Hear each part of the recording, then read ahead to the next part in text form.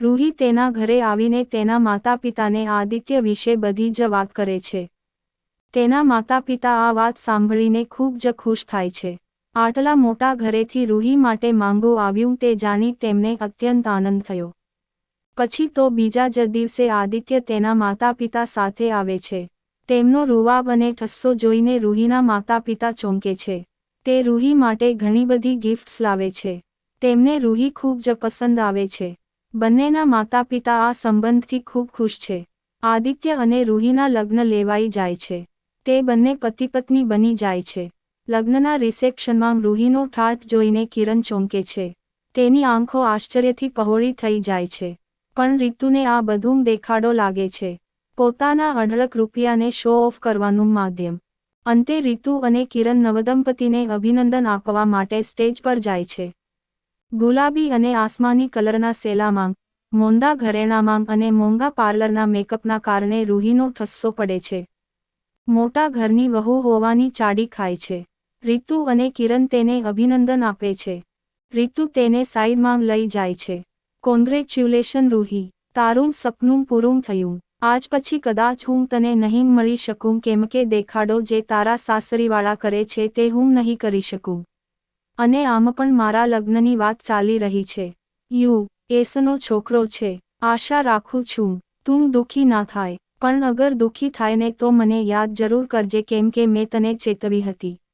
છતાં પણ તું ના માની. એક દિવસ આ આદિત્યનો અસલી ચહેરો તને જરૂર દેખાશે. Good bye. રીતુ નારાજ થઈને જતી રહે છે. રૂહીની આંખમાં આંસુ છે. આદિત્ય જોવે છે. છોડને સ્વીટ હાર્ટ, તે જલે છે તારી ખુશીઓથી. અને આમ પણ આજે આપણી પહેલી રાત્રિ છે. તું તેના વિશે વિચાર. રૂહી યાદો માંગથી પાછી આવે છે. આજે સવારથી તેને પોતાના ભૂતકાળની વાત યાદ આવે છે. કેમ કે તેને આજે પોતાની સહેલી રીતુની યાદ આવે છે. તેને તેની સાથે ખૂબ બધી વાતો કરવી છે. રાત્રે જમવા માટે બધા ડાઇનિંગ ટેબલ પર બેસેલા છે. આદિત્ય, આરુહ, રૂહીના સાસુ સસરા બધાં જમી રહ્યા છે. અને રૂહી તેમને ગરમ ગરમ જમવાનું પીરસી રહી છે. આદિત્ય તું રાજસ્થાન જાય છે એક્ઝિબિશન માટે જાય છે. પરમ દિવસે હું ને તારા પપ્પા હરિદ્વાર જઈ રહ્યા છે. એ પણ 1 મહિના માટે. આખા ઘરની જવાબદારી રૂહી એકલી કઈ રીતે નિભાવશે અમને એમ હતું કે આ બધું તો તેને આવડતું જ હશે ને. પણ એ તો નાજુક પદમની છે. અમે પણ નહીં હોઈએ અને તું પણ નહીં હોય તો ઘરનું શું થશે આદિત્યની મમ્મી. હા તો મમ્મી હું તેના માટે મારું કામ છોડીને ઘરે બેસું. મારે ધંધો કરવાનો છે. તેને આગળ વધારવાનો છે. પપ્પાએ તો આવડી મોટી સોના ચાંદીની દુકાન છોડીને રિટાયરમેન્ટ લઈ લીધું છે. હું એકલો કેટલે પહોંચું.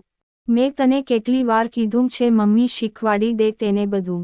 નાખ તેના માથે જવાબદારી. પણ તારાથી આ બધું નથી છૂટતું. આદિત્ય તેની મમ્મીની વાતથી ચીડાઈ જાય છે.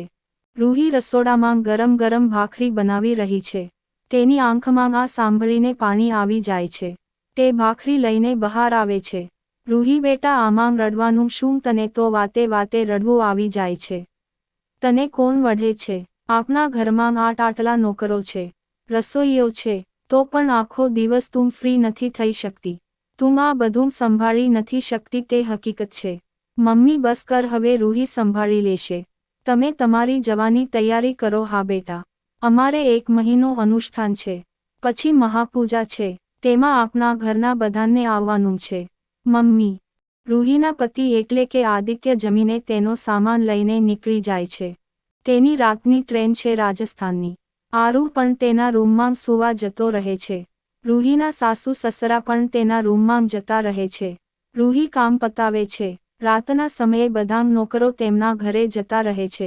કામ પતાવીને તે તેના રૂમમાં આવે છે. આજે તે રાહત અનુભવે છે થોડી આદિત્યના જવાથી. તે તેના પપ્પાને ફોન કરે છે. તેને ખબર છે કે આ સમયે તેના પપ્પા તેમના વાંચમાં વ્યસ્ત હોય છે. હેલો પપ્પા કેમ છો રૂહી બેટા આટલી મોડી રાતે ફોન કર્યો બધું ઠીક તો છે ને રૂહી રડવા લાગે છે. તેના પપ્પા તેને થોડીવાર રડવા દે છે. બેટા શું થયું કેમ રડે છે?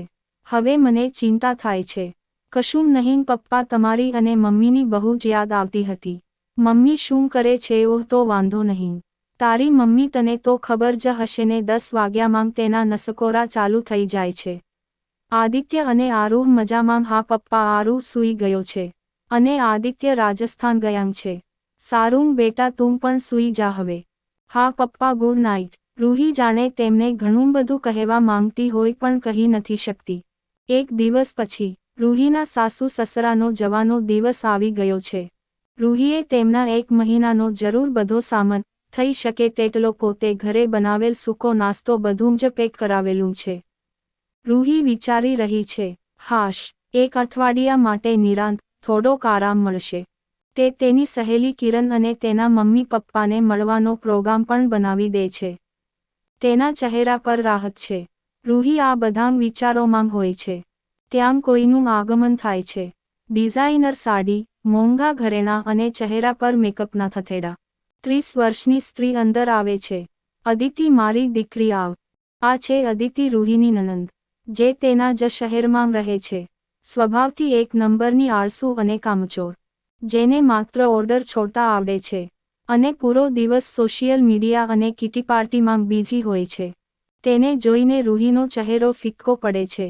અદિતિબેન, કેમ છો? બસ મજામાં ભાભી, ગાડીમાં મારો સામાન છે, તેને મારા રૂમમાં મુકાવી દો ને.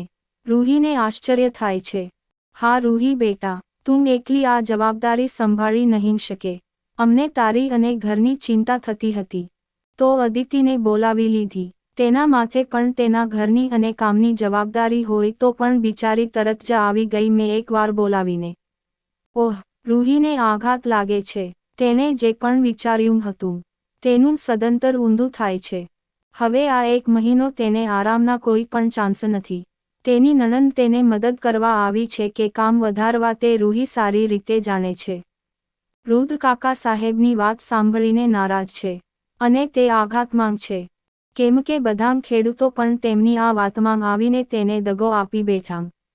તેને આ સપનામાં પણ નહોતું વિચાર્યું.